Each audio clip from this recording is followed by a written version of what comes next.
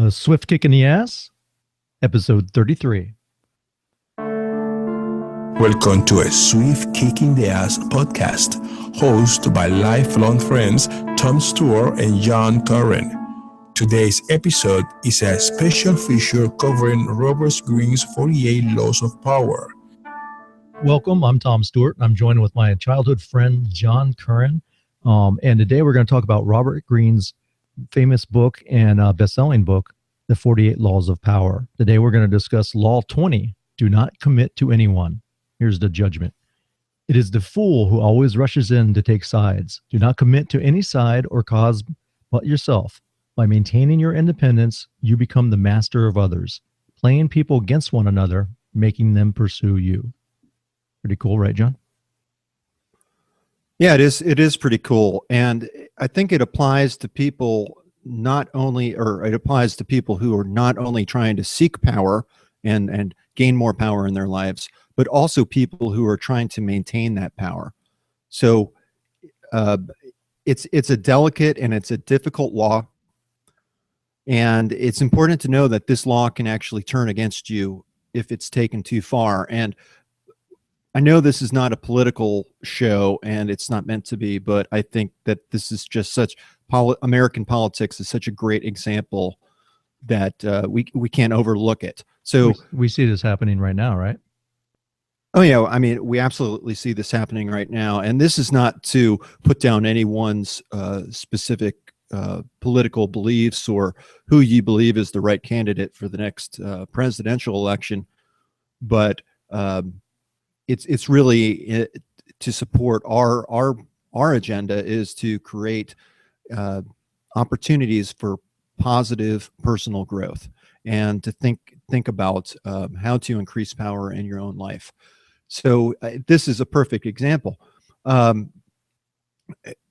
So we're not, if you're trying to increase power, the law says do not commit to anyone. And the one political candidate for me that really is not committing to anyone is Donald Trump. And why I say that is because he's funding his own campaign. He's not creating strings to lobbyists or even other politicians or to any group. In fact, if you look at his behaviors, he alienates a lot of voters, blocks of voters, and he's going against everything that his advisors say to do.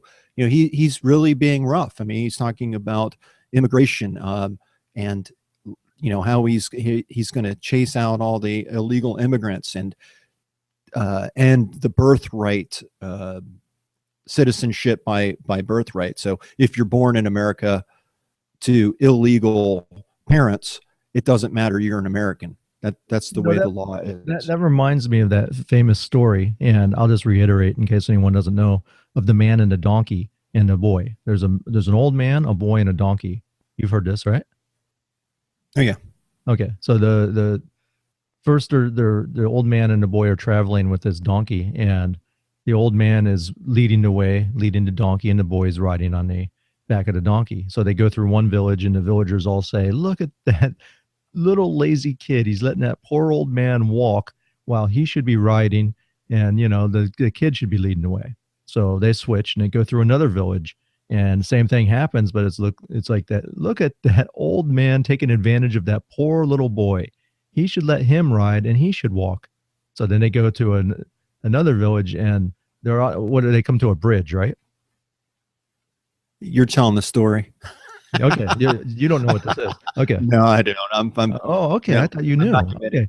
All right. So they go through these two villages, and then they come up. Finally, there's a bridge where they have to cross this water, and they're like, okay, before we go this, we got to go through one more town, right? So they go through the town, and the people, I think both of the man and the kid ride on the donkey together, and then more people complain and say, look at that poor donkey. He's bearing the weight of the man and the boy, and they should be, leading him and walking and not riding him. So they come to a bridge and they decide, you know what? Let's carry the donkey. Everyone's complaining that, we're riding on it, so we're going to carry the donkey across this bridge. And they get halfway across, and he starts bucking, and boom, the donkey goes off the edge and down in the water and dies. And the thing is that you can't please everyone, and you eventually, if you try to please everyone, you lose your ass. Yeah, and isn't that the case with our politicians these days? What I thought was really interesting is that in this law, and in some of the side notes, there was an Indian fable that said, "The weak benefit by the quarrels of the mighty." And I think a lot of us think of the American people as being the weak and the politicians having all the power. But I really think that the weak are actually our politicians and our government, because we should be a government of the people. So the mighty really are all of us, the American people. And if we would just put our quarrels aside, not buy into what our politicians are calling out. Most of the time, they're calling out these hot button issues that people have, a lot of emotions tied up into them. They feel very strongly about these issues, and for that reason, we quarrel amongst each other. We need to put those quarrels aside and focus on strengthening our government and having our government really serve us better than it currently does. That's all I'm going to say about American politics with this. But I think it's such a great example of, don't commit to anyone, don't commit tie, don't create obligations for yourself. Well, in the book, it's political too, because they talk about in the 1500s how Queen Elizabeth from England was made herself unavailable to all her courtiers, and she dated people and she went out with people and had the guys try to come up and approach her hand for marriage, but she would almost tease them and play with them and keep them at bay. And she only had, like, from what I remember, she had two main rules, and it was avoid marriage and avoid war. And the reason that she avoided marriage is because she could court these people. Like, there was two brothers in France that wanted her hand in marriage, and she used it to her advantage because she needed a treaty to be signed with France.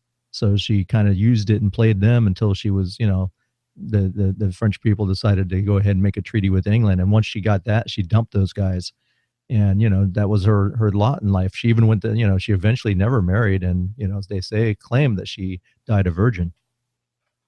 Yeah, that's what I was just thinking. She was known as the Virgin Queen, and everybody wanted her, and she would not give in, and she just played that to her advantage. Now, you bring up a good point, Tom, that when we have a commitment such as marriage, that's not necessarily a bad thing, but all of us married people, men and women alike, know that our life is so much different now that we're married. We have obligations to our family and to our children, if we have children. So there's an obligation and a responsibility to give up our time. There are, we've created these strings willingly, and that's not at all a question, really. It's just an acknowledgement. I don't think it's anything bad. I think marriage and family are great. I love my wife and my children. Would not change that for the world. My default position in life really is do not commit to anyone, other than, I've obviously committed to my family, but my wife knows it, and my son is the same way. Like, I'm very hesitant to join groups. I'm very hesitant to, commit to volunteering for certain things or taking on certain roles. It's not who I am. I almost like, I don't know if you ever saw Jim Carrey's movie. I think it was Yes Man, where he, Tony Robbins brainwashes him into saying yes for everything. Yes. His life just changes. Or was that Liar Liar? Oh, wait, no, that's a different That's a different movie. I think it was. I don't know if it was Just Man or I can't remember. I think that's the name of I it. think because I remember that he hypnotized him. Right, because he was so used. I was like Jim Carrey was before he got hypnotized, where everywhere he'd go, he'd just go, nope, nope, nope, nope, nope. And, people would try to, beg for money, be nope. People try to ask him for, telemarketers, nope, nope, anything. He just walked down the street and said, no, no, no, no. Right. So, by remaining independent, you do have much more power over and control over your time, and you don't feel obligated. As far as Queen Elizabeth, she used this tactic to increase her power as well as increase her respect, because what they also mentioned in the book is that many people back in that age did not want to be led by a woman. As sexist as that is, many people expected to be ruled by a king, not a queen. But she saw that there was just no winning by taking on a husband. Well, And wasn't the fear too? I mean, even if she got married, it's possibly that it would she cause war. was killed. You cause war, plus Yes. she could get killed herself. They could knock her off, and then leave the king in charge. Yeah. So, I think there are other examples of this law as well. Think about if you're a private business owner or with a corporation, whatever you're trying to do, whatever business you're in, you're trying to win at business. So therefore you're whining and you're dining prospective clients. So, you wine them, you dine them, you create commitments on their part. I mean, you've spent all this time and money on them, and they're getting special treatment. But what happens as soon as they sign up? Yeah, those dinners, the whining and dining really drops way down, and you don't get the special treatment like you used to, because you've signed on the dotted line. So it really is like a relationship, yeah. and the more, like we talked about a couple episodes ago, about scarcity, it really plays into a form of scarcity as well. Yeah, and then on a personal level, I think that credit card companies also play to this law as well, because to the debtor is a slave to whoever they owe money to. I mean, you're basically working to pay back that bill. I follow that old adage, I owe, it's off to work I go, because I need to pay my bills. No, I paid off over 90 grand in debt in 2.5 years. My wife and I did. So we don't have that problem anymore, but I have you can been there. feel free to pay off some of mine if you're feel charitable. Well, it's so funny. As soon as you get something paid off, some other bill comes up. I mean, my daughter is 13 years old. She's going to be driving in the next few years. There's college to think about. There's weddings. Sorry, dude. You got to figure that out for yourself. Why do you think I'm in debt? I'm not committing. Luckily, I love you like a brother, but I have a very smart and intelligent daughter, so she got a full scholarship to college, which has helped out greatly. But the car we still had to take care of, and she's not talking about marriage anytime soon, so that's good. It's I'm a big fan of Dave Ramsey. In fact, I've read several of his books as I was trying to figure out what to do for myself. And I don't subscribe to every principle that he follows, but I did for most of it. And one of the stories he talked about, it really stuck with me. And he said, imagine if you were debt free, and you're at your job and your boss is giving you a really hard time. Your boss is yelling at you for no really good reason. But your house is paid for, you own your cars, you have no credit card debt, you have money in the bank, and you're basically working because you want to do something challenging and something that you enjoy. So if you owe money, if you have credit card debts, or you're paying off your car, or you want a roof over your head and you don't have money in the bank, you're going to react differently in that situation. And if you are like, like what Dave Ramsey described, where you own your house, you own your car, you have money in the bank, you don't have all these other obligations. You're going to tell your boss to just shove it and say, you know what? I don't need this. I'm going to quit. And you walk away, and as the boss is yelling, hey, come back here. You can't do that. You turn around very calmly and you say, yes, I can, because I own my house. I own my car. I have money in the bank. I really don't need you. Goodbye. And, I think that this is not necessary. This law is not necessarily anti-relationship. I think that I think we are social creatures, and we all are going to be in relationships, and we need each other. That goes without saying. They also relate this to war too. I mean, when they talk about, when there's two warring countries, to not get involved, to stay neutral, almost like Sweden, right? That's what they're known for. They stay out of they stay neutral. So they stay out of it. And in the history though, the countries that stayed neutral like that usually come in after the fact and then clean up on whoever's left. So they let the two big superpowers or whatever beat the hell out of each other. And then when, they're weakened, that's usually when they step in and, conquer. Well, if you go back to when George Washington was president during the American Revolutionary War, France wanted to aid us in our independence. And George Washington said, no, we're not going to do that. And he did that exactly for that same reason, because he knew that there were strings attached and that we were the weaker country, and we had to prove to the rest of the world that we were strong enough to be independent. So we did not accept France's help. But this would be a much different country if we had. Yeah, we'd be Canada. What was that? I said we'd be Canada. You're talking French, for sure. So don't allow. No offense to Canadians, is I have several French Canadian grandmothers in my history, so none taken. So don't allow yourself to be dragged into somebody else's fight, and remain neutral and try to rise above it all. I think that will play out much better for you in the long run.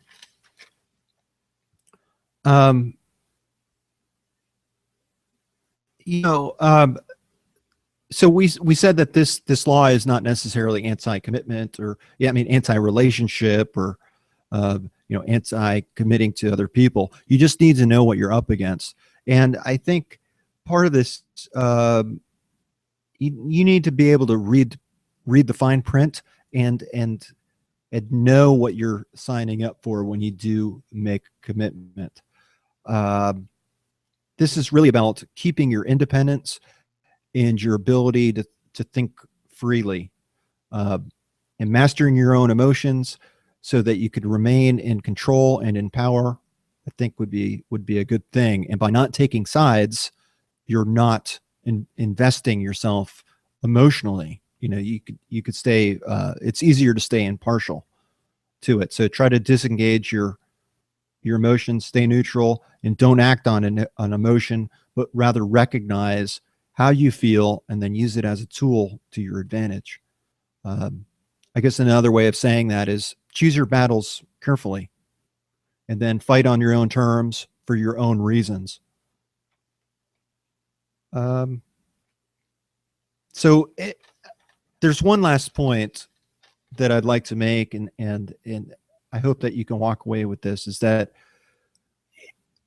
there are only 24 hours in each day. And it's really the great equalizer for all of us, no matter your walk of life, no matter how old you are. Everybody has exactly 24 hours, no more or no less. And our success or failure is really dependent on how we choose to use our time. So this is where our responsibilities, our obligations, agreements, as well as our actions and our everyday decisions, play into how we use our time and what takes up our time in our life. So by remaining independent and non-committal, you can use your time much more for your purposes and in order to increase your power. So in the long run, this is much more respectable because a lot of people may recognize it, but they don't necessarily do it. And for you to take more control of your own time and pursue your own interests is going to increase your respect and give you a lot more power. It also provides more options that will directly be in your best interest. Amen. So just, walk away with this knowing that we only have 24 hours in a day, and the time that we do have can either serve your own purposes or the purposes of somebody else's. And as our friend David from another episode said, it's only 24 hours. Tomorrow's another day. Yeah, that's true. That's true. So, and we have an opportunity each day, a new opportunity to take action on whatever we've learned from all the days previously. So and I just want to mention, and I know this is not a news show, but we just found out right before we recorded this episode that Wayne Dwyer had passed away in his sleep last night. And, that he's kind of, he's a leader in personal development. This show kind of obviously is personal development. So, say a prayer for his family and, realize that life is short.